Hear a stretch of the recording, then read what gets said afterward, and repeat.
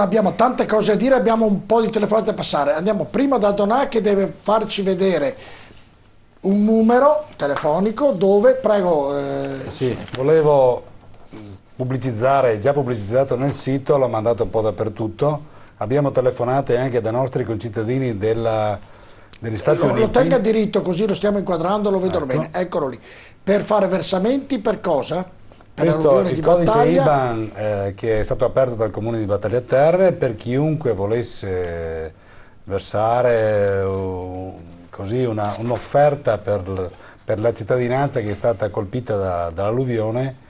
Questo è il codice. Faccio un discorso, mentre lo stai parlando, di burocrazia. No? Io voglio dare un'offerta al comune di Battaglia, non la do perché se devo scrivere tutto quel numero dell'IBAN, ma santo Dio non si può fare un numero di 3 numeri invece che 800 Sono numeri. assolutamente d'accordo, l'ho detto al direttore perché della mi viene banca. fastidio a farlo, c'è solo quello. Sì, no, è vero, io ho detto al direttore della banca se il codice IBAN avesse avuto qualche semplificazione, invece questo è il codice IBAN che hanno aperto. Io con le banche non è che posso competere. Sto dicendo attenzione. per la burocrazia nostra italiana ci vuole mezz'ora per leggere quel numero certo, lì. Anzi uno magari sbaglia un numero, non manda neanche i soldi. Non arriva nemmeno i soldi per un numero, che può succedere, che poi uno può sbagliare, insomma. Però lo inquadriamo, lo pubblicizzeremo anche durante la settimana. Chi vuole versare dei contributi per il comune di Battaglia, per gli alluvionati, quello è il numero, quello è l'IBAN, che è lunghissimo, è inutile che ve lo stia a leggere, però lo vedete inquadrato. Noi ovviamente il nostro editore è sensibile, pubblicizzeremo anche questo, questa iniziativa, giusto, non mi veniva la parola iniziativa, del comune di Battaglia Terme. Va bene? Certo. Io voglio solo ringraziare perché la protezione civile, la provincia, i vigili del fuoco, i carabinieri, tutti si sono messi a nostra disposizione. Guardate, voi siete 316 che ho vissuto nel condurre queste trasmissioni, sia lei Donà, sia Enoch, sia la Venturini 3 anni fa, che siete stati straordinari perché avete fatto la nottata, vi siete dati da fare. La Venturini ha restituito i soldi in tempi record ai propri cittadini e tutti la amano da morire, cioè siete sicuramente gli amministratori. Sì, tutti quelli, io ho parlato, quelli che ho parlato. Non si può essere amati da tutti i sindaci, però dalla maggioranza, va bene, visto che è il sindaco, e quindi vi rende onore per l'impegno che date alla vostra cittadinanza. Questo non ce ne ringraziamo tutti, quindi certo. Me lo sento da parte dei cittadini che sono... Certo, voleva rispondere a un... Sì, perché c'era Lina da Selvazzano che parlava, che chiedeva perché non si dragano i fiumi. Allora è una delle richieste che stiamo facendo come sindaci al genio civile, cioè di provvedere a dragare per aumentare la capacità di portata, come diceva anche il professor Dal Paus, dei nostri fiumi. Allora è una battaglia che noi dobbiamo fare perché il tipo di intervento è costoso e richiede anche delle procedure abbastanza articolate, perché poi devono essere prelevati, deve essere dragato il fondo, quindi deve essere prelevato, devono essere fatte le analisi, deve essere fatte le campionature, quindi c'è tutta un'attività dietro anche per vedere se ci sono inquinamenti e poi deve essere trovato un luogo dove questo deposito alluvionale deve essere stoccato, quindi trovare dei terreni dove riversare questi detriti. È secondo me un lavoro lungo, travagliato, però noi dobbiamo insistere come sindaci per poterlo fare. Certo, telefonate ne abbiamo un paio, ne abbiamo moltissime. Chiedo scusa a tutti i telespettatori che non abbiamo potuto fare intervenire, avete sentito l'argomento, era interessante e chiediamo scusa, però un paio ne passiamo perché volevano intervenire assolutamente per quello che riguarda l'idrovia. Sentiamo la prima. Pronto? Buonasera, con chi parliamo e da dove? Pronto? Pronto? Buonasera, con chi parliamo e da dove? Sì, buonasera, sono Giovanna Libero, consigliere comunale a Veggiano per il Movimento 5 Stelle. Prego. Intanto volevo salutare tutti i presenti, in particolare il professor Dal Paus, che ho avuto l'onore di avere in Consiglio Comunale a giugno del 2012, quando noi a Veggiano siamo stati i primi a inviare una richiesta alla Regione Veneto per la convocazione di una conferenza servizi istruttoria in merito alla costruenda idrovia Padova Mare. Ecco, quindi innanzitutto volevo dire che la politica non è assolutamente indifferente a questo tema. Noi poi a Veggiano siamo stati alluvionati nel 2010 e quindi siamo particolarmente interessati a cercare delle soluzioni al problema della sicurezza idraulica. Una cosa che io volevo chiedere ai sindaci presenti era in particolare di capire se sono favorevoli al completamento di quest'opera e addirittura chiederei loro di prendere un impegno in questo momento a dichiarare appunto la loro posizione. Grazie, siete tutti d'accordo del completamento dell'idrovia o qualcuno di voi tre non è d'accordo e vi prendete l'impegno di contribuire a far pressione perché questa opera venga terminata? Venturini rapidamente, poi Enoch, poi Donà. Beh, l'impegno ormai è da 3 anni su questo fronte per l'idrovia, per fare tutti gli interventi di manutenzione sui corsi d'acqua. In secondo luogo adesso l'impegno mio sarà per il patto di stabilità, perché bisogna evitare che ci siano questi vincoli per permettere ai comuni di fare gli interventi per la salvaguardia del territorio. Ma sicuramente sì, è che purtroppo a noi non ci calcola nessuno, perché non siamo né interessati, già quando dobbiamo essere interessati, se non stai attenti ti passano delle cose sopra la testa. Ne stiamo facendo tante, certamente che sì, io ormai è risaputo che mi batto, sono sempre rompiscatole della situazione, quindi figuriamoci se mi tiri dietro. Sicuramente sì, certamente non veniamo coinvolti come invece dovrebbe essere coinvolto il territorio anche per altre soluzioni, ma sono siete d'accordo? Telefonata l'ultima, sentiamola. Pronto? Buonasera, con chi parliamo, da dove? Pronto? Buonasera, con chi parliamo, da dove? Francesco da Venezia. Prego Francesco. Volevo collegarmi al discorso idrovia. Allora, tutti i presenti penso sappiano che stanno costruendo i sistemi di sbarramento sulla laguna dei 3 porti della laguna veneta. Quindi questi sbarramenti entreranno in funzione a 1,10 m di marea.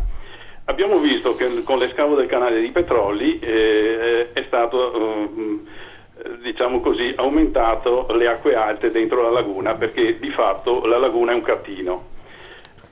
Questa cosa potrebbe portare col discorso delle idrovie, cioè di far scaricare ulteriormente le acque della gronda lagunare in questo catino chiamato laguna, con uno sbarramento a mare del Mose, un rialzamento notevole con le giornate che si sono verificate in questi giorni delle acque piovane che sfoceranno in laguna. Quindi il rischio è che la laguna si affonderà non per il mare ma bensì per tutte le acque. Il professor Dal Paus dice di no, se è risposta rapidamente. Grazie alla telefonata, il professore le risponderà subito. Prego. Io quando ho proposto questo intervento, o meglio questo uso dell'idrovia, ho condotto dei calcoli e in base a queste valutazioni, se noi pensassimo di intervenire su una piena come quella del 66, scolmando 350 metri cubi secondo al massimo, su quella piena introdurremmo in laguna un volume d'acqua che comporterebbe a Punta della Salute un innalzamento dei livelli di 5 centimetri rispetto alla situazione in cui la manovra non fosse effettuata. Allora l'effetto dei 5 centimetri può essere neutralizzato anticipando leggermente la chiusura del Mose. Quindi questa è una falsa idea. Ecco, Masiero, andiamo. Allora ritorniamo all'immagine prima, nel ragionamento che aveva iniziato il professor Mannocase, dove convogliono diciamo il Brenta e il eccolo qui. Abbiamo il Brenta, il Bacchiglione e il Borzone, con la diramazione del canale di valle, sostanzialmente i 3 fiumi importanti che allagano le nostre città, Montegrosso, diciamo, dalla figura per spiegare, Masiero, qui a destra c'è il mare, il mare e la foce del fiume, il fiume, questo è dove dovrebbe essere dove adesso lo sbarramento, giusto? È previsto praticamente uno sbarramento meccanico in acciaio, sono 28 praticamente portoni di garage che chiudono il fiume. Adesso lo facciamo vedere. E sono progettati per alzare il livello del fiume fino a più, in condizioni ordinarie, fino a più 1,50 m sul livello del mare. No, questa grazie, quella dove c'è, adesso arriva subito, quella dove c'è il ponte che si vede da monte. Il progetto è chiarissimo, cioè in condizioni di ordinarietà questo sbarramento può fare alzare il livello del fiume fino a 1,50 m. Prima il presidente Zaia parlava del bacino, tanto per dire... Eccolo qui, giusto? Sì. Questo è visto dalla parte del monte, ovviamente. Questo è visto dalla parte del monte, sì. Eccolo qui. Prima il presidente Zaia parlava del bacino di Caldogno, che praticamente invasa circa 6 milioni di metri cubi. Questa barriera riesce ad invasare, dati progettuali, circa 25 milioni di metri cubi d'acqua. Quindi vuol dire, credo di capire, Masiero, che se ci fosse stata una piena e ci fosse stato questo, diciamo, questo sbarramento, che definiamolo così, sarebbe stato un disastro. Allora, lo sbarramento è progettato per funzionare d'estate e fermare l'acqua salata del mare che esce, che sale il fiume. però evidentemente con condizioni che una volta venivano ritenute straordinarie, e rispondo a Fecchio sulla questione di prima, invece adesso sono ordinarie, le cosiddette bombe d'acqua. Ci troviamo di fronte a situazioni che evidentemente ci mettono in situazioni di criticità idraulica. Rispetto a che cosa? Soprattutto rispetto agli argini, e questo è quello che viene scritto nel progetto, cioè gli argini del Brenta, del Bacchiglione, del Gorzone oggi non sono nelle condizioni di trattenere acqua in quantità tale, non il 1,5 metri previsto dal progetto, ma i 20 centimetri previsti dal progetto, in quantità tale per cui in caso di una bomba d'acqua cosiddetta o un ripetersi, come dire, vicino nel tempo di più bombe d'acqua, si mantenga praticamente la sicurezza idraulica del territorio. Io vorrei fare, per evitare come dire, interpretazioni un po' particolari da parte di qualche telespettatore, vorrei leggere solo un passaggio della relazione idraulica, è velocissimo, dove praticamente si dice che le verifiche condotte hanno evidenziato sugli argini, hanno evidenziato che per non compromettere la stabilità delle scarpate degli argini devono essere previsti tempi di svaso sufficientemente lenti, che la pendenza della linea di saturazione poi si perde, cioè si va avanti con questioni tecniche, che tali condizioni corrispondono a tempi di svaso dell'ordine di alcuni giorni per riportare il livello dalla quota di invaso più 1 metro sul mediamare alla quota di mediamare. Ciò significa, per una questione di tipo geologico, di composizione degli argini a monte di quello sbarramento, che se noi li sottoponiamo a imbibizione a causa dell'invaso dell'acqua dolce che vogliamo trattenere, ci mettiamo in una condizione automaticamente di essere in grado, durante anche l'estate, che gli argini imbibiti cedano a fronte di una forte pressione idraulica dovute a eventi meteorologici. Il ragionamento che faceva prima il professor Casen, come dire, siccome in questa regione come in Italia nulla accade per caso, è molto semplice, è corroborato da, come dire, delle tempistiche che non lasciano dubbi ad interpretazioni. Il primo progetto dello sbarramento del Brenta è del Consorzio di Bonifica ed è del 2003 e rimane praticamente fermo fino al 2009. Succede che ai primi di giugno del 2009 il governo Berlusconi individua 10 siti a livello nazionale per realizzare centrali nucleari. In questi 10 siti al nord c'è Caorso, Trino Vercellese, Monfalcone e Chioggia. Attenzione alla tempistica, i primi di giugno del 2009. Cosa succede? Che il 18 di giugno il protocollo d'intesa sulla relazione allo sbarramento salino, al Cuneo Salino, viene firmato da Regione Veneto, Consorzio di Bonifica, Magistrato alle Acque e Comune, e individua, come dire, nelle soluzioni potenziali che erano 5, questa, perché questa posizione permette a un sito militare situato a fronte a 20 metri, a 50 metri dall'argine del Gorzone, che è a circa 2 km da qua, di attingere acqua dolce. Tutti i presenti telespettatori sanno che le centrali nucleari hanno bisogno di 2 principi, 2 caratteristiche importanti per poter essere localizzate. La prima è l'acqua di raffreddamento della centrale e la seconda è la vicinanza ad importanti linee elettriche che possono portare fuori l'energia e distribuirla sul territorio. Chioggia, essendo vicina alla centrale di Porto Tolle ed avendo questa possibilità di molta acqua, è sicuramente stata, come dire, interessata da questa questione e per questo motivo.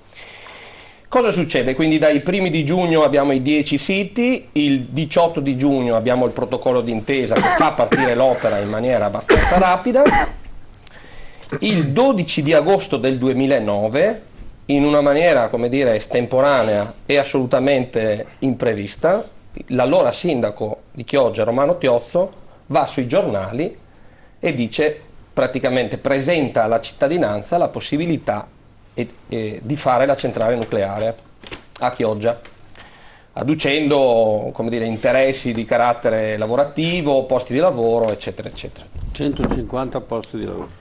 La legge del 23 luglio del 2009, quindi siamo praticamente a cavallo fra la dichiarazione di Romano Tiozzo, legge nazionale, cosiddetta legge sviluppo, voluta da Scajola, prevede che praticamente per problemi energetici si dia il via, nonostante il referendum contrario che gli italiani hanno votato, contrario alla realizzazione di nuove centrali nucleari. Praticamente con questa legge il 23 di luglio si dà il via a livello nazionale alla progettazione delle centrali nucleari. Il 13 di settembre, quindi qui viene la chiusura del cerchio, un emendamento alla finanziaria fa nascere Difesa Servizi SpA, che non è altro che una società privata partecipata a completo capitale pubblico del Ministero della Difesa, che dice che all'interno dei siti militari dismessi si possono fare le centrali nucleari che sono di importanza strategica e sulle quali gli amministratori del territorio, comunali, provinciali e regionali, non possono mettere bocca. Come dicevo prima. Guarda caso, a 2 chilometri, circa 1,5 chilometri, 2 chilometri dallo sbarramento, c'è il sito militare di ex deposito di Capasqua, di Cabianca e di Capasqua, ex deposito delle testate degli Hawk Pershing negli anni della guerra fredda, dismesso e pronto praticamente al suo utilizzo. Evidentemente la cosa finisce nel 2011 con il disastro di Fukushima. Il programma nucleare a livello nazionale evidentemente, fortunatamente, salta e però resta sostanzialmente lo sbarramento, il progetto del ponte. Allora, salta per fortuna il progetto nucleare. Vorrei finire solo facendo un passaggio. Finito, prego. Noi abbiamo sollevato questioni di carattere imprenditoriale piuttosto che rivolte alla possibilità in un paese che vive di vie d'acqua. Il ragionamento del professor Casoli prima degli agnelli è chiarissimo, cioè un paese che ha tranciato le vie d'acqua e ha fatto i ponti raso sui fiumi per non far passare le bettoline. Una bettollina di media portata porta l'equivalente di 100 tir, consuma meno di un decimo. È una chiatta grande. È una chiatta galleggiante. Avevamo delle idrovie strategiche e gli agnelli che erano presenti in Parlamento fin dai primi anni del Novecento hanno fatto approvare delle leggi, tra l'altro prima della prima guerra mondiale, per penalizzare chi faceva piccolo cabotaggio e trasporto fluviale. Anche in questa occasione, nonostante il fatto che vicino a questa opera, quindi a monte di questa opera, ci siano 6 aziende fiorenti che fanno nautica da diporto e danno da lavorare a 50 persone, perseguiamo una strada evidentemente in antitesi anche con il piano regolatore del comune approvato dalla regione. Io volevo solo fare un ulteriore passaggio rispetto alle questioni che non capita nulla per caso. Abbiamo sollevato il problema, voi lo sapete, siamo stati anche qua in altre televisioni, in Consiglio regionale, nella Giunta, abbiamo chiesto di parlare con Zaia, non ci ha ancora ricevuto, ha dovuto subire l'intervento di Moreno Morello, ma non ci ha ancora ricevuto. In occasione della nostra, presenza in 7ª commissione consigliare abbiamo sollevato il problema a tutta la compagine amministrativa della Regione Veneto. Da quella riunione sono state fatte 3 domande alla giunta regionale, gli sono stati dati 60 giorni di tempo per rispondere. Una di queste 3 chiede se i previsti aumenti del livello del Brenta siano compatibili con la sicurezza idraulica di tutti gli argini interessati. E questa domanda viene perché in 7ª commissione consigliare il progettista dello sbarramento, il professor Adami, messo alle strette da noi e dai consiglieri regionali, ammette che gli argini non tengono.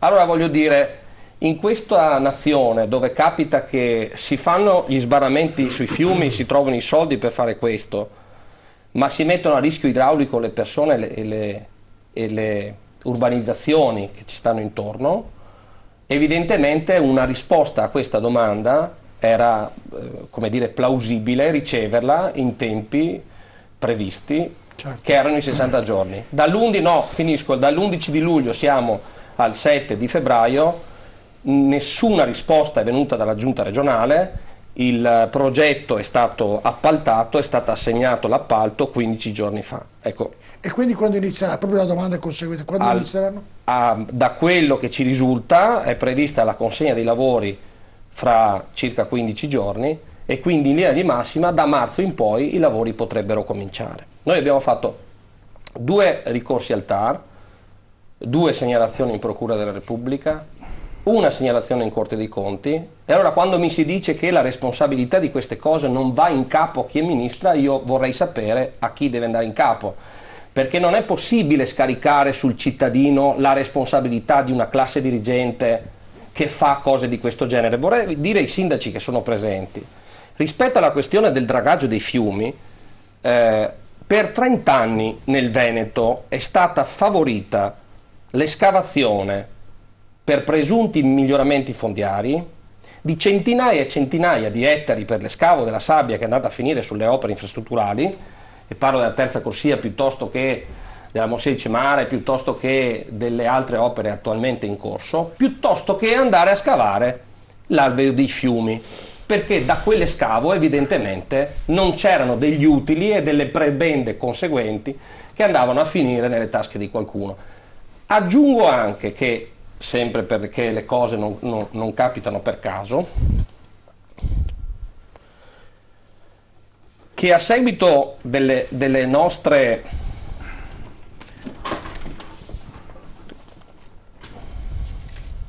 l'ultima volta che dei nostri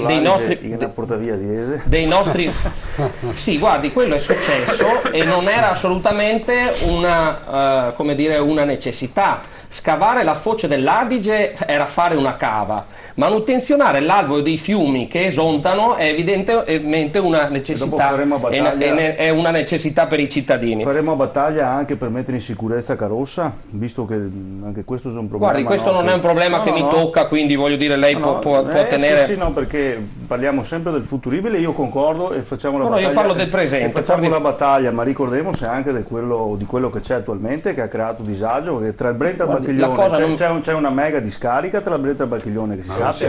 Sì. Ma questo avviene, mi permetta che questo avviene a proposito di lezioni a favore del ragionamento, scusi, questo avviene ancora di più a favore del ragionamento che l'alveo dei fiumi vanno scavati, e su questa questione ci sarebbe poco da discutere. Voglio dire, se noi mettiamo a rischio idraulico le nostre città perché non scaviamo i fiumi e facciamo invece all'interno delle bonifiche, dove siamo sotto il livello del mare, presunti miglioramenti fondiari, e queste cose vengono concessi dall'ente regionale, non è che viene Gesù bambino a fare questo tipo di ragionamento. Dopo ci dobbiamo anche prendere le responsabilità in termini amministrativi. Poi d'accordo finché si opera. Non era solo la sicurezza, i nostri fiumi potrebbero diventare turismo, potrebbero diventare un vantaggio per il territorio. Lo sono già. No, non lo sono già. Lo sono già. Finisco dicendo un'ulteriore questione, cioè affrontando un'ulteriore questione che tutti gli amministratori conoscono. I lavori di somma urgenza, cioè l'emergenza gestita in questo paese, crea flussi di denaro importanti senza nessun controllo o con pochissimi controlli. Questa barricata verrà fatta, quindi? Noi speriamo di no, stiamo lavorando per il no, faremo adesso una sospensiva alla consegna dei lavori, perché la procedura di sospensiva al TAR prevede un danno irreparabile e improcrastinabile, per cui le condizioni giuridiche per fare la sospensiva ci saranno fra poco, appena speriamo venga attuata, e dopodiché speriamo che la classe politica sia in grado di rispondere, perché uno può anche dire: guarda, cari amici d'Arsene di Brondolo, che sia disposto a noi non sta bene, e la regione si prende l'onere di dire che quest'opera, così come è stata scelta, si porta avanti fino alla fine. Certo. Però si prende anche la responsabilità di andare dalla gente e dire: non è capitato per caso, è una nostra scelta, se abbiamo sbagliato e se ci saranno i danni, a qualcuno verranno risarciti. Grazie al sindaco Elisa Venturini di essere stato con noi, bocca al lupo. Grazie. Grazie anche a Enoco Soranzo. Io voglio scusarmi prima di chiudi, che avrei voluto rispondere a certe domande, ma che sappiano che non avevo lo spazio per rispondere, che non credano che sia... Se do una risposta, c'è qualcuno urgente che voleva rispondere. Sono 4 o 5 in coda, più quella che ha risposto per Fluminense, c'è la risposta alla Legge Venturini. Enoco, do la possibilità, ricordiamo... No, nessun problema, basta solo che lo sappia. Certo, va bene, grazie a Daniele Donà, il sindaco di Battaglia Terme, in bocca al lupo per tutti, grazie professor Dal Paus, è stato sempre un piacere averlo con noi ospiti, grazie anche a Mauro Fecchio, grazie a Francesco Veronese. Su questo tema qua, solo un secondo, siccome quanto esposto dal signor Masiero è molto importante, però manca chi in altre occasioni ha avuto modo di confrontarsi. Secondo me per correttezza la cosa andrebbe fatta, se si vuole fare, perché se no passa un messaggio in un senso o nell'altro. Penso che il signor Masiero non abbia nessun problema a confrontarsi come ha fatto, però per completezza di informazione, secondo me, visto l'importanza del tema, non sarebbe sbagliato che voi apriste anche agli altri soggetti interessati. Se dopo non vengono vuol dire che avranno... Abbiamo fatto... Però mi permette solo di dire una cosa, tra Corte e Chioggia... Posso rispondere, Masiero? Prego. Noi abbiamo fatto trasmissione proprio inerente a questo ragionamento con il sindaco di Chioggia, i responsabili e tutti. Abbiamo fatto questo. Dico solo perché noi all'inizio questa attività, adesso siamo forse fuori tempo, l'avevamo come consorzio, è stato promosso il consorzio Adige Bacchiglione al tempo, ora Adige Uganeo, questo intervento. Noi come consorzio dell'altra sponda ci siamo dichiarati interessati a avere un qualche cosa che fermi il discorso della salinità, che può essere un problema per tutti. Per cui da un certo punto di vista, essendo un intervento in conclusione, non per colpa del signor Masiero, sembra che tutti qua si sia d'accordo. Io devo dire che ho perplessità che posso avere sul tipo di scelta attuata alla fine, ma non che l'opera sia una cosa completamente fuori dal mondo, uno spreco di denaro in assoluto. Questo è che il tema, non sapevo che fosse già stato dibattuto qua, perché ecco, non si capisce che io sono contrario e sono perfettamente d'accordo con il signor Masiero. Ecco, questo solo per... e grazie a voi. No, 2 battute velocemente per rispondere anche al direttore. Quest'opera spreca dei soldi perché le strade che collegano un'isola con la terraferma in una città balneare si fanno vicino alla spiaggia, quindi i ponti si fanno vicino alla spiaggia e per questo motivo sprecano i soldi. Però volevo fare un appunto di tipo, più generale e farlo con un esempio. Fra Corte di Piove di Sacco e Chioggia, sui petti arginali ci sono milioni di metri cubi di sabbia, ci sono dune alte 2,5 metri che si sono accumulate con le piene di fiumi che non tocca nessuno. Allora voglio dire, noi con le idrovore buttiamo fuori l'acqua dalle città allagate, però se poi non abbiamo un sistema, e mi collego al ragionamento del professor Dal Paus prima, complessivamente sufficiente e adeguato per portare fuori l'acqua, possiamo buttare tutto quello che vogliamo, strariperanno i fiumi. Masiero, 15 minuti fuori tempo massimo e ne abbiamo dato molto più di 10 minuti da lei richiesti per spiegare. Ho aspettato molto prima, però quello che ha pazientato di più. Era un argomento che andava discusso visto il tema della serata. Grazie. Professor Manocasa, speriamo che questa trasmissione sia servita, sia utile per i nostri sindaci, soprattutto per i politici, per iniziare a fare le opere che servono per mettere in salvaguardia nel territorio nostro. Sì, l'importante è che continuiamo su questo argomento, perché non vorrei che fosse un'occasione e poi si dimentica tutto. Direi di ripetere la trasmissione tra qualche tempo per vedere se sono stati fatti i lavori, se sono stati cominciati, se sono dei progetti concreti e non soltanto delle proposte, e soprattutto come è andata a finire con i rimborsi. Io temo che sarà difficile, perché se guardiamo l'Emilia Romagna, tra un terremoto e un'alluvione, ancora adesso non ho visto niente. Per cui... soldi per il terremoto. Come? Soldi per il terremoto. Molti no in questo momento sono alluvionati e anche terremotati e senza soldi. Quindi anche lì 2 passi, 2 misure, ma non so esattamente come è andata. Non ci abbatta così. Ci dia speranza. No, ma guardi che la speranza è un narcotico. No, ma voglio dire, è un narcotico. A fine trasmissione ci abbatta così, perché sennò dovevamo combattere. Esatto. No, bisogna fare una battaglia, dai. Noi dobbiamo essere come il nostro paese, una battaglia. Se ci abbiamo avanti, come chi dice. Grazie a tutti, vi ricordo l'appuntamento del giovedì sera alle ore 21, siamo l'unica televisione che tratta la politica con i giovani, quindi Gioventù Politica, con tutti ovviamente i nuovi amministratori, i futuri amministratori giovani che vengono, che partecipano a questa trasmissione interessata alle ore 21, Gioventù Politica, condotto dal collega Tullio Trivellato. Buonanotte a tutti.